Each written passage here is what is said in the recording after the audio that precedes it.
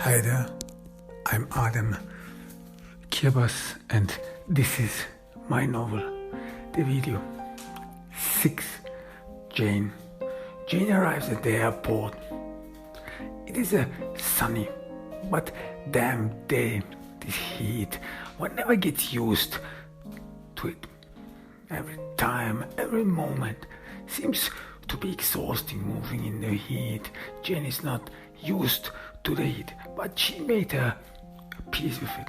It's an ordinary airport. It is home. At least it should feel like home, supposed to be home. The crowd is endurable. No photographers, not everyone. People have not really recognized her. Not yet so far. Jane seems to have an ordinary face, an ordinary blonde woman, an ordinary American woman, an average woman. You would not expect that someone like Jane would travel ordinary. Everyone assumes that celebrities would have a special plane, that celebrities would have a different life. Well, maybe it is true, maybe it is not. And who is a celebrity these days? Do people really know book authors at all? Jane wonders. And why she wonders, she sees some steward. They look neat, they look beautiful. She watches one of them with high heels, walking, strutting along. She stares at them in admiration, and she immediately thinks to herself how it would feel like to wear one of those stewardess dresses, to be not one of them, but feel it on their skin, this feeling, and how they look in this sun, this walking through those shadows, walking in this world. How would it feel like dressed like this? Enjoy this. Enjoy the moment. And Jane, feels an urge to wear one of those. Feels an urge to get one of those and enjoy herself. What would it be like? What would it feel like just for moments? And she can't get her eyes off them. Those two they look marvelous. They look neat. They look like half goddesses. And they have mesmerized Jane. Jane is in a thought, in a daydream. She imagines how she would look like in front of the mirror. How people would see her, would recognize her. They probably wouldn't even recognize her. This is not Jane anymore. This is someone else who has a different life, someone else who has a home, somewhere to live. Jane awakens from this slumber. She some sort of has restricted herself to all this nonsense because life is different. Jane did not and was not born into celebritydom, into famedom. She became famous. At least people know her. People know that she is this book author, that she writes books, and that she's probably something very important. But this fame comes with a lot of responsibilities. Jane calls them responsibilities. She calls them that way because she assumes that she has to care for their fans, for people who admire her. She was told that celebrities, they give a target. They give not only a target for some mad people, but as well as are role models for others. So she wants to be one of those role models. She wants to be one of those people others look up to. At least this is what she has heard, and this is what she fancies herself with, to be the role model for others. And this comes with a certain behavior. She's not an ordinary woman anymore. Jane relishes this thought. She enjoys this thought. Not an ordinary woman anymore. Not the Jane everyone has written off. No, she's not the Jane people never ever expected to would have accomplished anything. No, she's special. She's ordinary. She has this certain gift, this skill she brings down to paper. Jane is not ordinary. She ensures herself that she is not ordinary. She flatters herself that she is not ordinary. And therefore, because she is not ordinary, she has to act in a certain way. She has to act in a way people might understand, would expect her to act. She fears people around her. People around her, they do not really understand that she has some fancies. Fancies like wearing clothes, wearing different kind of clothes. Well, Jane is very picky, and she always thinks about those people around them. They really do not grasp it. They somehow seem to wear all their old clothes as if nothing in their life would be changing. For Jane, this constancy, this monotonous being is boring. It drags her down. It does not satisfy her. It wants her to escape. It wants her to get up. Get out. She needs it. Nancy, her assistant, she is very understanding. She comprehends Jane's notions, Jane's proclivities. Well, all of us are eccentrics. She once read somewhere in a journal, probably this is all about. As an author, you think in a certain way, you think in a different way, you think out of the box. You have to be, in order to accomplish anything. Jane is sure of it. She thinks differently, and therefore she has different needs. She needs these different imaginations, these different skins. She sometimes calls them skins, different life forms, different silhouettes to wear, to feel, to be in them, to stand in their feet, in their shoes, to walk in their lives. There is a driving urge, and Jane is convinced that this is probably the key to growth, to understand others, to be a writer. This is what people do, don't they? She once read that a good author tries to understand their characters fully, and that their characters they write down in their novels, in their fiction, that they have some real life connections. And Jane imagines probably what story she could make of the steward. This is, they look neat, how they would feel in their shoes, what they think every time. And Jane feels the gaze everyone would bestow on her. Everyone would stare at her, and she somehow feels at this very moment disappointed because people have not realized that she's a celebrity, that she's famous, that she ought to be known. How would it feel like if now out of nowhere people who did not recognize Jane, who did not know her, would come forward to her with her book in her hand and would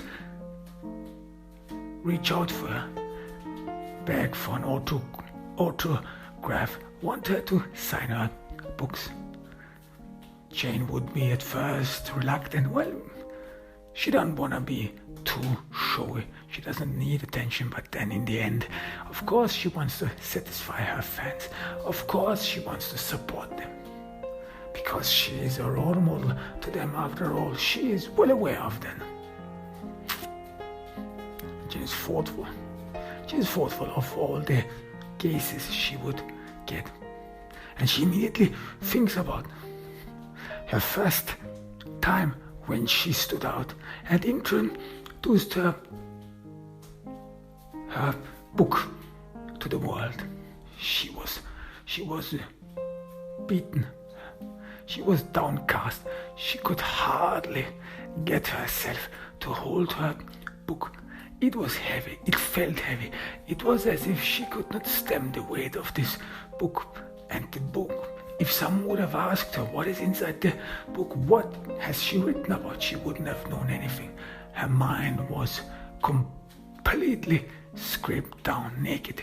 She was almost standing naked in front of all these others, in front of all these people who were staring at her in expectation. She wasn't used to all these gazes. Of course, she in her youth always dreamed about being famous, dreamed about being known for something, dreamed about, this is Jane, this is her with the special skill, this is her, unmistakably her. But then when it actually happens, Jane was overcome, overwhelmed, and she was scary that people might see, scary that people might fathom that she is not self-confident. You must not doubt in any moment. You must not doubt who you are. This is what Jane kept reiterating over and over again. People have to see, people have to realize that you are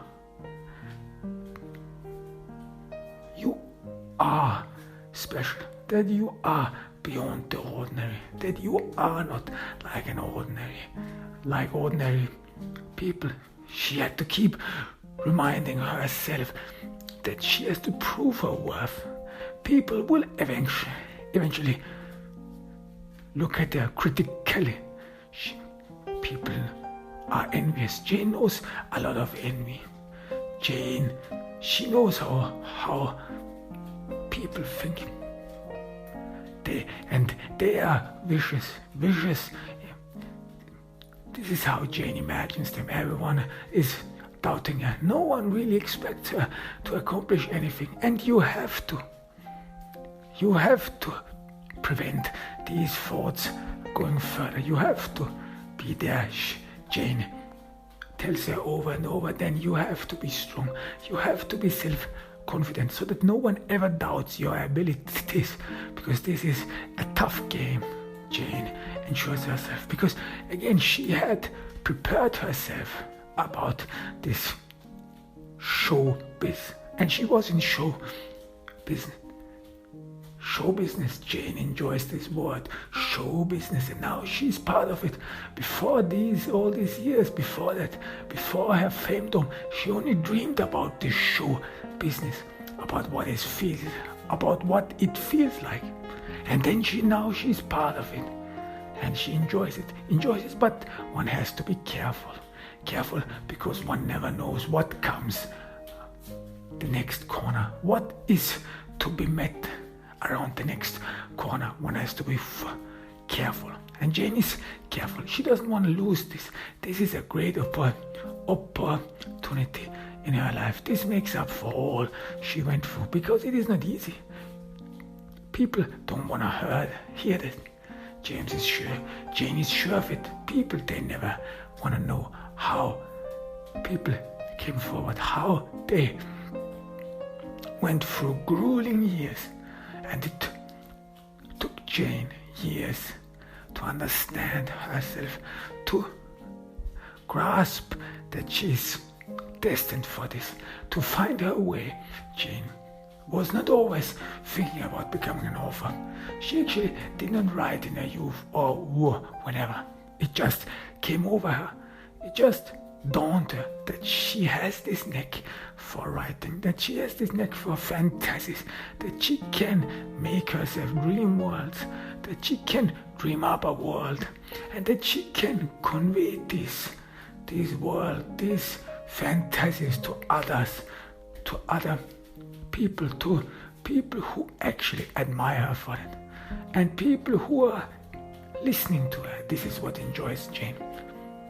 They wanna listen to her, and this gave her the strength and the energy when she presented her first book, the moment she started reading, the entire room fell silent.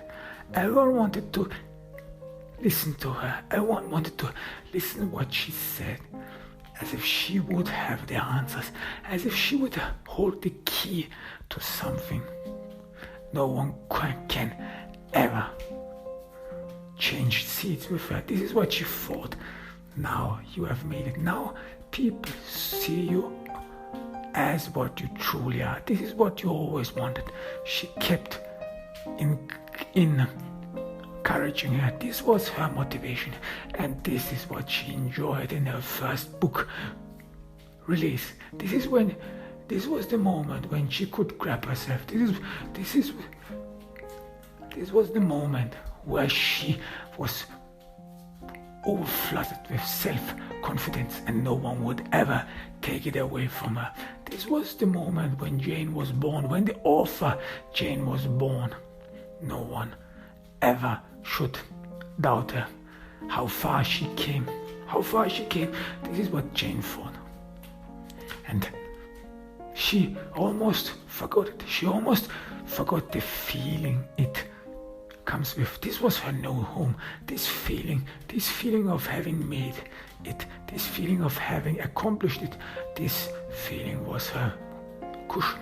This feeling then made up for all what she could not experience before, because Jane, this was final. She had to cut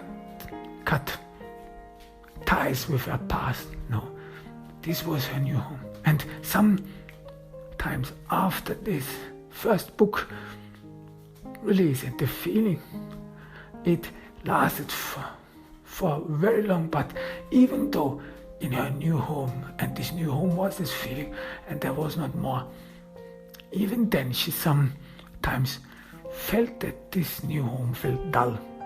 This was always the bad side of it, and Jane knew it. She could not keep things for long. She could not conserve a feeling so that she could nourish from it over and over again. She could not preserve any notion, anything, any joy, any bliss, and even if it is sadness, she could not keep it for long. It would sooner or later fade, the taste of it, and then Jane would need a new kick, a new motivation, a new feeling to fill herself. It is like that she cannot fill her mind, her thoughts with it, that she cannot be this woman, this person for a long time. Jane then feels herself drowned, feels her life again monotonous, without any joy, void. And then she thought about home.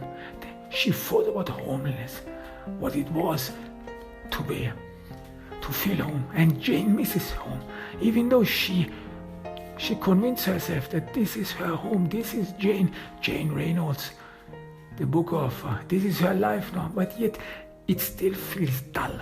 It still feels without love.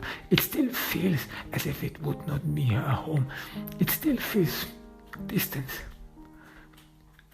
She still feels the distance. She still feels that this still needs, or that she's still in the phase of getting to know her world, of introducing herself to the world, to this new world, as adapting to it, that she's still in the process of adaptation.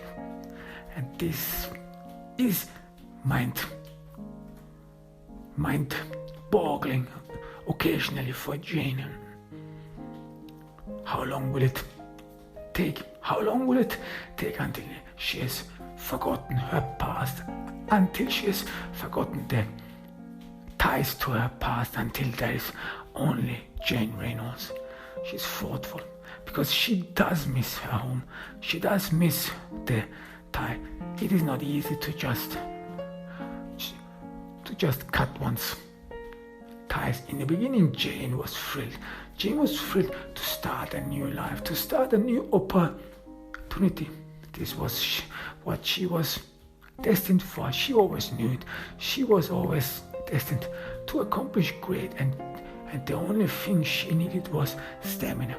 This is what she accomplished, and she had stamina. She waited for it, and then finally opportunity mixed with chance struck. It was the very moment she then succeeded. She then accomplished it. And how far she came, but somehow she still has not lived up in this, has not really filled the room of a new femdom. Everything is still new. She imagines one party Nancy gave. This was a party after her first book release. She was a known name then. The news media and everyone had reported on her, a new rising star, a new author meets the world, meet her. And she enjoyed all these articles about her. She read them and reread them. She enjoyed every word of it. It was her they were talking about. This woman she had become, this famous woman, was now the word on the street, was now the topic in every literary circles. Her new book, and she in person. Jane actually did never really wanted to talk about the book or discuss the book. No, she wanted to talk about herself, what she sees in herself, what she is, who she is, her plans, her dreams, what she wants in life. This is what really interested her, because it was still like a new life, this new femdom. It was still on the making. It was still a process she had not figured out to that point, because before that, because she became famous, her dreams, her wishes, they were entirely different. She had a different perspective to the world, but then things changed, and one has to adapt accordingly. Jane thinks to herself, one has to adapt one's dreams, one's wishes. There is a flood of new possibilities that comes with this new femdom, that comes with all her new life. But yet, and she was still in the process of finding out when she met all those people whom Nancy said would eventually help her to become famous, to become a new well-known author. And these new people in Jane's life, they were all roaming around in her new home. And Jane really liked this home, enjoyed this home. This was one of her great feelings, this feeling alone, which made her feel at home, because Jane really jumped from feeling to feeling. She still was not attached to objects, but this feeling of being something special. This was her home. And in this home she bought herself. Nancy helped her with the purchase. This was her new life, and she really enjoyed the rooms, the ample rooms, the apartment. It's just great. The apartment is her home, and she even bought a lot of stuff she actually did not need or didn't know she would ever need, but she wanted to fill this empty space, this room. She wanted to fill these rooms of this apartment with new life, with her life, with Jane Reynolds. Jane Reynolds should be everywhere. Jane Reynolds should flood every room. Jane Reynolds, the star, the author. Jane Reynolds, everyone writes about. Jane Reynolds, everyone admires. Jane Reynolds, who has written this great novel. Jane Reynolds, she is unique and a name to conjure with. And while she all decorated her new room, her new life, she kept imagining over and over again people's imagination of her, people reading the articles of her, people recognizing on the street, and she enjoyed it. She enjoyed every bit of it. This was her new life, and it was great. Being famous, it was great. But then the party started. This was her new home, and she liked to invite people in her new home, the home she filled with. But more and more she grew hostile towards her new visitors. Why? Because they were wandering and trampling around in her home, in her new home, in her new life. They were acting like they would own everything. They were acting like they would occupy and conquer this new life of hers. And then she felt threatened. She felt threatened that these people around her, that these people who transgress in her life, that they are up for something, that they might be thwarting, might be demeaning Jane Reynolds, that they in the end would be a problem, would be a problem for her, that they would stand in her way, in her way to feel this elation, to feel this bliss. She did not like them at all, using her stuff, using her glasses, using her pots, using her mugs, even though she had not special connection to all these interiors she bought recently for her apartment. But yet she really enjoyed it. She enjoyed it decorating her apartment. She enjoyed it buying all the furniture. This was Jane. This was Jane who furnished her apartment. This was Jane who made a cut with the past and who started a life new. This was Jane who started out in her new life. And there in this new life, it did not fit that others would transgress in your life, that others are there, that others could be mistaken for Jane Reynolds. And this was severe. This was heavy. Jane, for the first time, felt alienated. For the first time, she felt that she could lose it all, that she could be sidelined. Well, she was this offer. People would not recognize her anymore. People would not know her anymore. And how easy would it be if someone would just come along, walk in her life and say, well, I'm Jane Reynolds and not this person. And she felt fear. She felt madness. She hated Nancy for this party, for that party. That party was a stupid idea, letting people she did not know in her private life, letting people she did not know touch her stuff, grab them, fingerprint them, annex them, conquer her life. And it felt pain. It felt painful. Jane felt pain. This was not what she expected. This was not what she thought, and yet she still tried to be polite, tried to be courteous. These were in the end admirers, she thought, or people she worked with, was supposed to work with. She didn't want to be that woman who is mad about nothing, because it was stupid, wasn't it? Jane, very soon in her life, in her youth, understand that people, they do not understand. People, they do not appreciate stuff. There are people who use objects carelessly. People who cannot see the enjoyment of an object, of a thing. People who appreciate nothing. And Jane looks down on them. Jane never understood those people, those stupid ones who come along and say, well, they would not appreciate any material object. They would not fancy any material object. They would live a life beyond material needs. How stupid this thought was. What a stupid thought.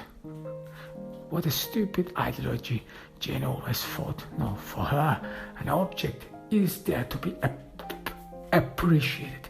It is a symbol. It is a symbol for more. It is a symbol of enjoyment. And all these people in Jane's apartment, they did not enjoy anything at all. And again, she felt uncomfortable, as if she would not be at home in her own place, as if she would not. And and could not be this Jane Reynolds, as if she could not start in her new life, as if she would be stalled, as if her life had stalled. She stand half through. It was never meant to be. She could lose it all. And this feeling of being foreign, of being alien, again overcame her. And it again overcomes her in this airport. Is she really at home? Does she arrive at home? Is this where she's supposed to be? And she thinks about home, where she was born, where she grew up, about the place that made her special, about the past she had to cut ties with. She had to try it so hard to forget, and she had forced herself over and over again to think in English, to forget her language, to forget her mother tongue. Now she had to be assimilated fully. Her mother tongue, it was back in the past. No one cared about it. No one knew about it. No one should ever know about it. Now she had to adapt. She had to adapt to the language, to the food, to the culture. And this adaptation was painful. It more and more made her forget home, forget her past. Because in her past, not all was bad. At least there were some moments of warmth she felt, moments of warmth, moments she enjoyed with friends, with her brother. And it was not easy just to push that aside and start out a new life, even though she enjoyed it in the beginning. Now more and more it faded. Again this feeling faded, and again Jane is alone. She feels alone. She feels all lost. This new life, and this she knew, comes with a lot of restrictions. Firstly, she cannot talk about the past. Secondly, there is always a barrier. She has to maintain a barrier, which became apparent after this party Nancy gave in her new home. People must not come too close to her. They cannot come too close to her.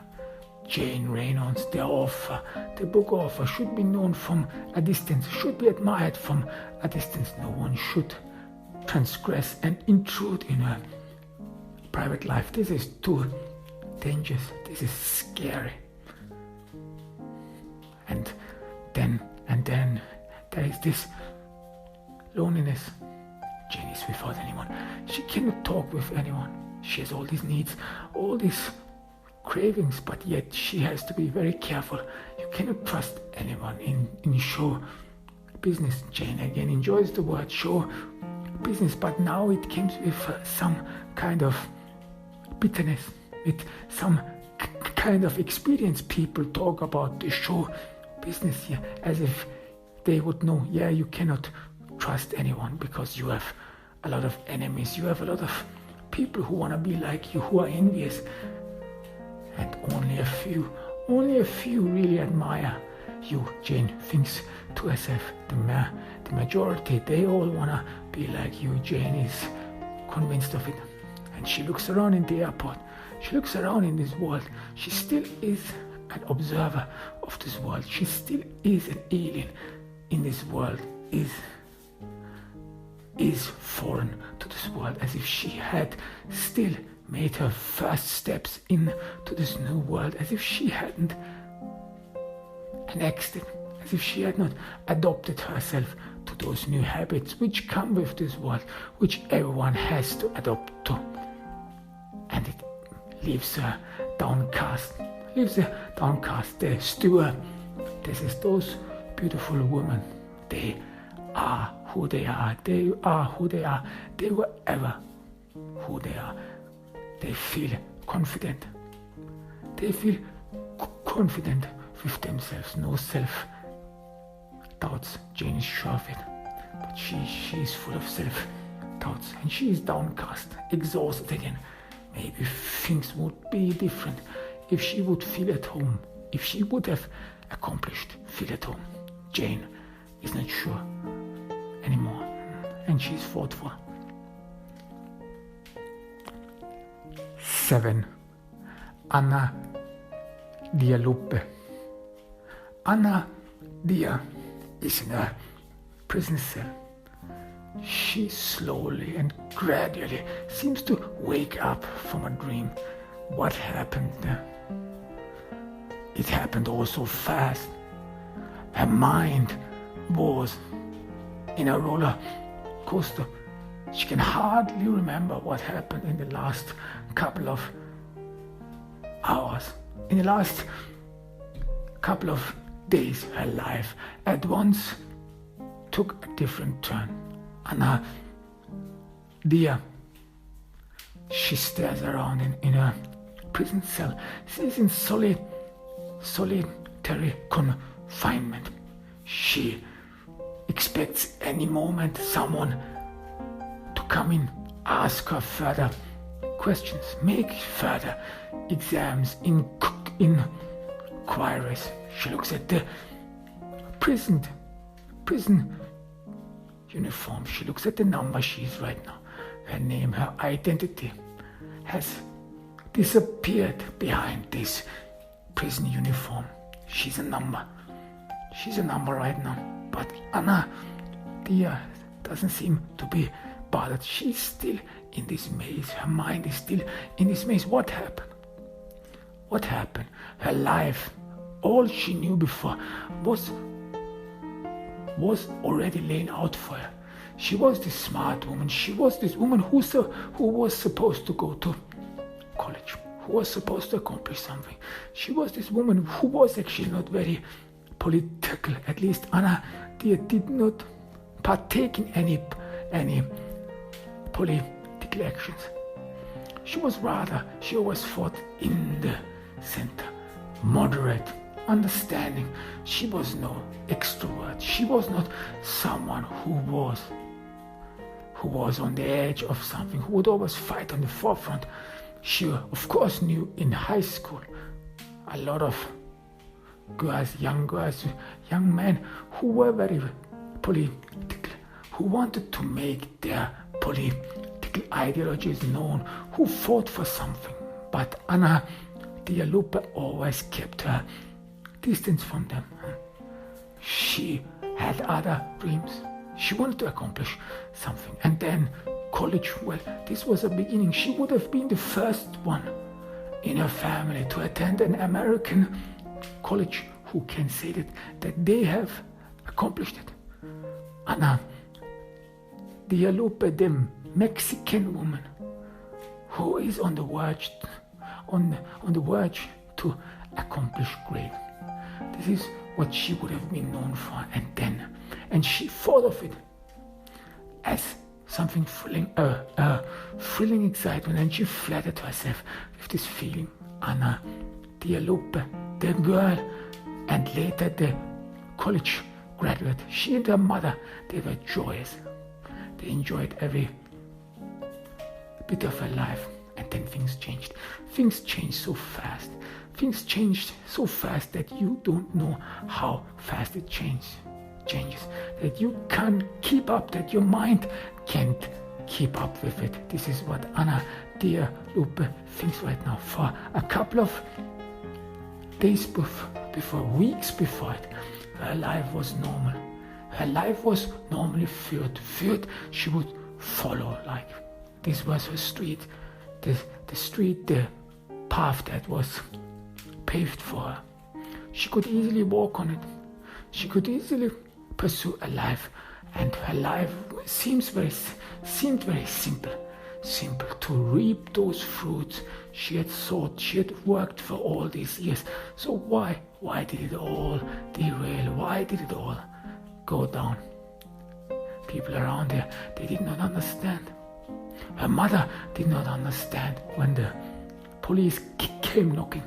When they carried her away, her mother, and she saw her mother's facial expression. It seared itself in her mind, in her memory. she thought there must have been a mistake, because Dia Lupe thought the same thought before. She knew her mother's facial expression. There must have been a mistake. This can't be happening to me. What is it? What is it? There must be something wrong. And yet it was not, and yet it was true. Dia Lupe, she deserved to be carried away. They have been waiting for her. Now, Dia Lupe, she stared at her mother, at her astonished, speechless mother. She stared at her knowingly. She stared at her as if there's nothing more to say anymore. Everything is out in the open. Everything is clear. There was no mistake. And they carried her away. And people, and Dia Lupe, she was surprised how nice the police were. She heard a lot of stuff about them beating up people, beating up the crap out of them. And she expected something like that. She expected a rough treatment. She was a murderer after all. They must be scary. But nothing of that happened. People around her in the police precinct actually treated her very nicely, as if they would have understanding, as if they would have compassion with her. She killed Salvatore Garcia. Maybe they had an understanding. Maybe they understood it. Maybe they understood that it was necessary. Salvatore Garcia. How many lives did he destroy? How many lives did he rob of others? Now in the police precinct, everyone treated her favorably. Even the police officer who wrote down and interrogated her, he was very nice, like a bureaucrat, like a nice bureaucrat who is detached of this work, who is detached of the crime, who is detached of the deed, who just writes down what someone tells to him, like someone who is separated from the world. And Dia Lupe explained in a very calm voice, and she was surprised herself how calm she was, what she did, and that she could talk about it very calmly, how this thing changed her, how time had changed her. And the writer, the detective who wrote down the interrogation, he was so nice. He asked once or twice how angry she was. Did she take the knife with her before that? Did she knew that she was to kill her the moment she packed her knife into a bag? Did she already made up her mind to kill Salvatore Garcia? Was it clear back then? For a fact, Dia Lupe didn't know. She thought she might need the knife. She didn't think that she didn't want to kill Salvatore Garcia. This thought just did not cross her mind, no. She just thought she may be needy. She may need the knife, and that's why she put it in her bag.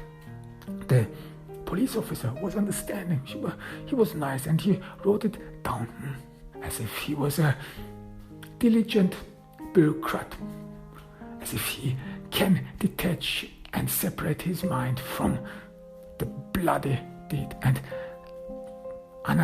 Dia Lupe assumed that the crime scene must be drenched in blood. There must be a lot of blood lying there. And this was something very different from what she thought of herself. This woman, this nice woman, and she always tried to be nice. She always tried to be someone everyone liked. And Anna Dia Lupe was even known and derided for being a teacher's pet, as being the girl who never gets out of her little box, who lives in a little box, who lives a boring life. And Anna Dia Lupe, she knows some of her classmates, women who have already sexual intercourse, who think that sexual intercourse, having sex with a lot of boys and so on, that this would be all fun, that this would be life, and someone would enjoy life through those means. But Anna Dia Lupe, she was never one of those women. No, she saw different pleasure of life. She thought of herself as something special. She thought of her life as something special. Something special God has given her. This life, this is her only and first chance. This she was always aware, and she was too worthy. And she thought of herself as too worthy just to throw herself away, just to throw herself and her life away. And for whom? For just a random dude who can take his turn with her to give him pleasure. No, Anna Dia Lupe, she's more than that. She's special. She thought that she's special, and she would never throw her life away for that stupid thing, for such a stupid thing like sex. That is more than that. Anna Dia Lupe did never have sex. She did not have a boyfriend, but she did not miss it. She never came across someone who would have conquered her heart. That's why she always thought about love, about sexual seduction, about this special attraction as a ghost, as a holiness, as nonsense, nothing people should ever worry about. No, she had her life, had her plan. Something new was waiting for her. College, a new part of her life was supposed to start. A new chapter in her life. College, she would meet a new people. She would learn something, and this was pure enjoyment for Anna Dia Lupe. Knowledge, getting to know something, getting to know the world. Be in this world, to understand everything, to fill her brain with knowledge. Some days she just felt empty. Some days her mind, her brain just felt empty, and then she felt this urge to fill her mind with knowledge, fill her mind with things one is supposed to know, one ought to know, things that help you to understand everything, to make sense of your world. Anna Dia Lupe was that girl. She enjoyed learning something new. But then things changed. Things changed, and she could not hold it back. She could not grasp what changed. How did she come here? Anna Dia Lupe looks around in the prison cell. She looks at her hands. They were bloody ones. They were bloody. These tender hands. These tender hands. They killed someone. They were capable of killing someone. They held a knife. And it was as Anna Dia Lupe never had expected. It was not that she somehow had to fight with herself, that there was an obstacle in her mind. No, it actually happened all automatically. She stood in front of Salvatore Garcia. For a moment, she was not sure what to say, what to do. She didn't even say anything. She just stood in front of him. He stared at her. Anna Dia Lupe is a beautiful woman, and Salvatore Garcia, he smiled at her. He was interested in her. He enjoyed her. And Anna Dia Lupe, she saw exactly that Garcia, that Salvatore Garcia undressed her, that he advanced her, and that she felt danger. But for an odd moment, she did not feel fear. She did not feel anything at all. She felt dumb. She felt numb. She felt as if in her whole body she would not have any feeling at all, as if she would be drained of anything, as if she would stand there boiled down on this very ground. She knew that she could not go away anymore. It was a stupid idea. The very moment she stood in front of Salvatore Garcia, she knew it. This was a bad idea. This was stupid, and that she shouldn't have gone there, that she should have done something else, but she didn't know what. She was lost. She hadn't talked with anyone, and she could not talk with anyone. She could not tell anyone who would understand her feeling. Is it even possible to fathom? Because Dia Lupe, she didn't understand it herself. She was tongue-tied, was self-beaten, crushed. She could not believe it herself. And then there she stood in front of Salvatore Garcia, and she forgot everything. She forgot who she was, what she was doing there, what she was supposed to do there, what is one supposed to do after this. And then at once, as if it would happen mechanically, and it happened mechanically, she grabbed in her bag, took out the knife. Salvatore Dali was still smiling, and then she stabbed him. It happened so mechanically. She just stabbed him in his throat. She rammed the knife in his throat. The police officer before had asked her about it. How did you kill him? Did you ram the knife with a lot of force in his throat? Or was it just that he cornered you? Did he corner you and you had to defend yourself? Or did you ram the knife full in his throat? And he asked her this in such a normal way, as if one would see this every day, as if this would be a normal question. People who talk like everyday small talk. How was it like to kill someone? How was it like to ram a knife into someone's throat? And Dia Lupe, she was somehow shocked by this nonchalance, by this normalness, by this tranquility. And she was even more surprised by her own calmness. She was not trembling. She just told it. She just told the truth. She rammed the knife full in his throat.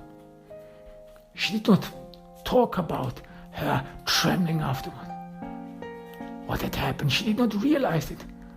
As if her right hand moved mechanically, without her knowledge, without her will, as if her hand had developed its own will. The knife just moved in Salvatore Garcia's throat. It pierced it. And Salvatore Garcia stared at her in shock. He was not expecting it. He was obviously not expecting it. His eyes were wide open, as if he had not grasped the world, as if he, some sort of would mirror Anna Dia's own facial expression, as if he would some sort of emulate her own feelings, because she did not understand it at all. She stood there shell-shocked, could not grasp, could not fathom. How did she get there? She did not know why she came there. For a moment she forgot everything. She forgot even her own name. She forgot what this was all about. Dia Lupe. was a murderer. And she killed him. She killed him, and Anna, Dia Lupe, still hears his ringing for air, his panting, this deafening of his breathing, this knife, when the knife was rammed in his throat, the noise it made, the noise as if this knife that rams into the throat of someone, cuts through veins, through skins and tissue, that this noise is like a sledgehammer that can't be muted, that still is in her ears, rings in her ears, this sledgehammer, and it plays over and over again this tune of the knife being rammed in his throat. Anna, Dia Lupe, she cannot mute this sound anymore. And then his pantings, his ringing for air, and slowly and gradually Salvatore Garcia sat down. He sat down to the ground, and Anna, Dia Lupe, she was trembling all over. The knife in her hand, she was trembling all over. This is what she did. She never would have expected that she could do something like that. And then she did it. And she stood there, shell-shocked. She stood there as if she could not understand what she did. And why did she do it? Anna, Dia Lupe, she's thoughtful. She's in this prison cell. She looks around. There was no other alternative anymore. Anna, Dia Lupe is sure of it. She had to do it. And this prison cell, everything, this small room, this solitary confinement, this is her new home now. This little place. And Anna, Dia Lupe, she thinks about the life she had before, weeks before it, that she probably would now, if this wouldn't have happened, that she probably would now prepare for college, prepare for a new life, prepare for this new chapter of her life, and she would be thrilled and excited to learn about new things, to get educated, to garner knowledge, to open her horizon to the world, and that this possibility would have been already thrilling to her. But this life was gone. This life was gone for good. This is her life now. And more, Anna, Dia Lupe, she feels uncomfortable. She feels trapped. For the first time, she seems to realize that this is the end. That this life, this place she is confined in, that there is no escape of it. And she feels some sort of bitterness, and she asks herself, why did I do it? What did I do it? Was it really necessary?